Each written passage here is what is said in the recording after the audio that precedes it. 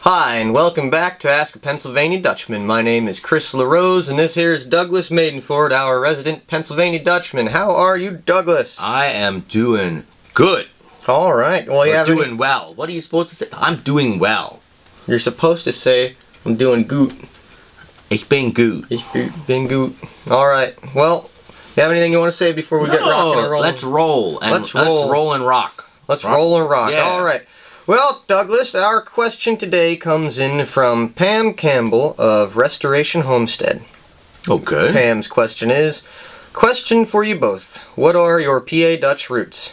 Mine, I was adopted into a Mennonite home to parents who had been born and raised Amish and left the Amish church for several years after several years of marriage. That's an interesting story. That sure is. You know, that's a good question. I don't think we ever talked about our, what... We could be making this all up. No, you never know. We could be imposters. Could be imposters, yeah. Well, Chris's story, I think, is way more complicated than mine. I guess we ought to start with yours then, huh? No, start with yours. Right. Or do you want to go last? Well, I'll do it. All right. So, my Pennsylvania Dutch heritage comes from my dad's side. My dad's mom, my grandma, her last name was Clay, or they called it Klee in the old days. So my grandma's side came from Germany in the late 1700s and settled in Berks County and stayed exactly where they sat. You know, they didn't go anywhere else. They stayed there. And it was in western Berks County, near the Lebanon County line, right? Yes, yeah. So they stayed Mount there. Etna. So Mount Etna. Yeah. So they stayed there, and I actually still live in the house that my grandfather built in 1957, which is on the land that was in my grandma's family since they got there. Since the 1700s. Yeah. And I'm the only one in the family that still has any of the original land, and that's a tiny little, quarter of an acre, but that's good enough for me to ancestral land. Heavens, yes, yeah. That's a cool story. I have a deed that goes back to 1898, and that's the oldest record that you could find. Yeah, but I know they were here earlier. So growing up, when you were with your grandparents, your grandfather was not Pennsylvania My Dutch? grandfather was Mohawk, Native American, and French. And somehow he met your grandmother. Yeah, well, his family, they left France in the 1700s and became canalmen, married to Native Americans, and then worked the canal boats down to Pennsylvania. So my grandfather had to learn Pennsylvania Dutch to court my grandmother. That's a great story. And he did. Yes, he did. Yeah, so he learned Pennsylvania Dutch just to be with my grandmother. That's true love there, buddy. When I was a kid, I remember her really only speaking Pennsylvania Dutch in the house, and she would speak to me in English sometimes, but I remember pretty extensive conversations between my grandma and my grandfather in PA Dutch. My dad grew up speaking Pennsylvania Dutch, so he was completely bilingual, and PA Dutch was really only spoken at home.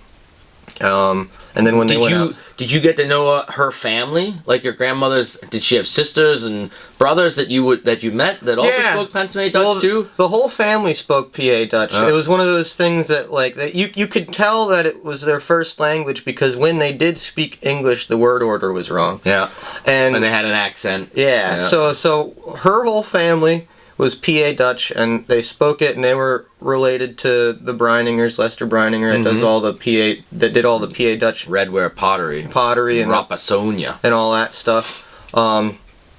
And I remember when my grandma was very later in life, right before she passed away, they had caregivers coming in to see her, and they wanted to take her to an old folks home because they thought she was not mentally able to live on her own. Yeah. Well, the issue is they said, what she's saying when they talked to her, it wasn't making any sense. And my dad was saying, well, you do realize this is a woman who spoke Pennsylvania Dutch for 70 years. Yeah. Like, unless you have a translator that speaks Pennsylvania Dutch and can realize that her word order is perfect in PA Dutch, but not in English, you got no grounds for it. And so that's one of those things. So it's Yeah, so the PA Dutch thing was a real big thing in my family. But since it's only a quarter of you, how strong do you connect to it? Very much so, because I grew up I would go to my grandparents for a whole summer sometimes, and I'd live in Berks County with them for summers, and my brother and I would trade off. So from when I was a little kid, I was getting yelled at in PA Dutch since before I could walk. Yeah. And I remember phrases in PA Dutch that when I would go to school, I thought everybody knew. And I didn't realize that other people didn't know. No, yeah, sure. Like things like, I'd hear, Huk de Hienesse, or Kommal, stuff like that. So I'd be going to school and I'd be saying this stuff and kids would be looking at me like I'm a weirdo. And it just didn't work, so I identify with a lot because all my grandparents' friends spoke Pennsylvania Dutch, and all of my family spoke Pennsylvania Dutch. When I was a kid, I remember going out to the stores or to the fire halls, to all these places, and you would hear PA Dutch before English. Everywhere, nonstop. You'd be lucky to find English out there. Yeah. And it was kind of like going to a different country. It was really neat. And somewhere around when they passed away was when that started disappearing. Yeah. So yeah, you have a very similar story to a lot of people out there. You heard your grandparents speak it. They didn't necessarily teach it to you, but you learned a little bit, and you had that shared cultural experience. Well, my dad spoke it to me a lot when I was a kid. He spoke it a lot, but it was one of those things as the people who spoke it started passing away, it would get rusty. Sure, right. Yeah. Over the years, I'd find my dad knew less and less as I learned more from hanging out with you. Yeah. That's great. It's a good story. And yeah, I think you mirror a lot of people out there. That's pretty typical.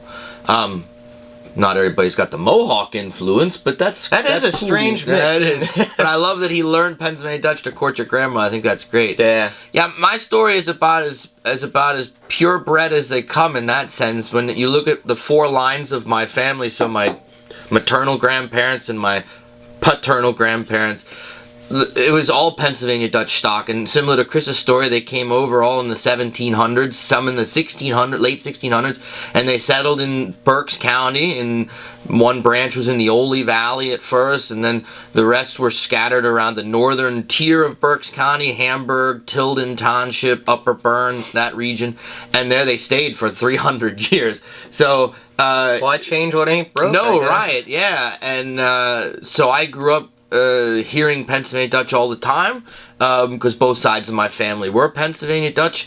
I spent a lot of time. I never went to daycare. I was raised, both my parents worked, so my brother and I went to my maternal grandparents who lived only a mile away from our farm, and they were my daycare before I started school.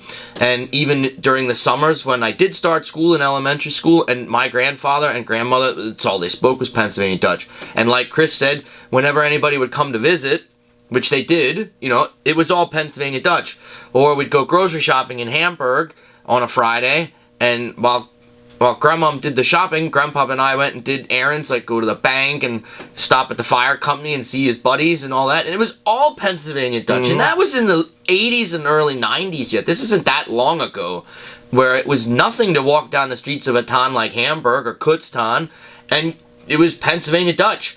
So, and the food, that's growing up, that's what I ate. In fact, I always tell people, I grew up on a farm, and we raised all our own vegetables, and we raised our own poultry. We didn't raise our own beef and pork when I was a little kid. But when I went away to college, I got sick eating in the dining hall all the time because my body wasn't used, I guess. Not having 12 pounds of butter. No, yeah, well, maybe that's what it is. But it wasn't used to processed foods, like on a daily basis. And people don't believe me when I tell you, but I did. I had some serious stomach issues at first when I first got to college. Eventually, your system adapts. But yeah, as far as I was very blessed, and I know I'm very blessed that I was raised in that situation. There's people that would kill to have a childhood like I did, having surrounded by my grandparents all the time, all four of them, and being exposed to this language and culture that was so deep in our roots that it goes that we never. When you look at my family tree, you can go all the way back, and we can go back pretty far. And it's all Pennsylvania Dutch names. There's no Smith or Johnson or LaRose. It's all Dutchman. It's all Dutch names from way back. So I'm very lucky in that sense. I am. And that's kind of why we decided to do all the stupid stuff that we do. We do it in humor, but it's also, for us, it's a way of passing on this tradition and these cultures and our language.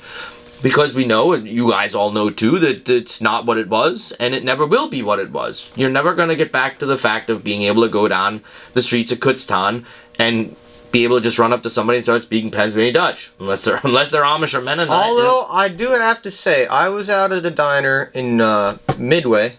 The Midway Diner, and I was not the island in the Pacific. No, right, okay. I was at the Midway Diner with my lady friend, and I heard this older fellow walk in and start speaking Dutch to the wait staff. Well, that's great. And I'll tell you what, that was the first time I heard that just by happenstance. It was like a time travel. Oh, it was great. It was great because you could tell that fella had been going in there and speaking Dutch his whole life. Whole life. Yeah, I mean, please share your Pennsylvania Dutch story in the comments he down below. ordered eggs but got scrapple anyway, so I mean that worked out. Yeah, right. They didn't understand him, but he still got food. Yeah, he got the scrapple he needed. Put your story in the comments down below so we can all share. Or if you're seeing this on Facebook, put it in the messages down below. Heck, you might run into somebody you're related to and you don't even know it if you start sharing family names. Boy, you're a Brininger? Oh, yeah, so am I. Blah, blah, blah. One of those types of things. But, yeah, that's our stories. Thanks for asking. We never actually told our stories. And we're going to keep doing what we do as long as you want us to keep doing it. Magana bis es stop. Magana bis es stop. Or go till it stops, as we say in Pennsylvania Dutch. Till next time, keep asking those questions. Otherwise, we ain't got nothing to do. We'll just sit here and twiddle our thumbs. Like that. And you don't want us to look at that for a long time. Till next time, keep the questions coming. And Macht's gut. Why, if you have a question, you have to email us at busterpa@yahoo.com.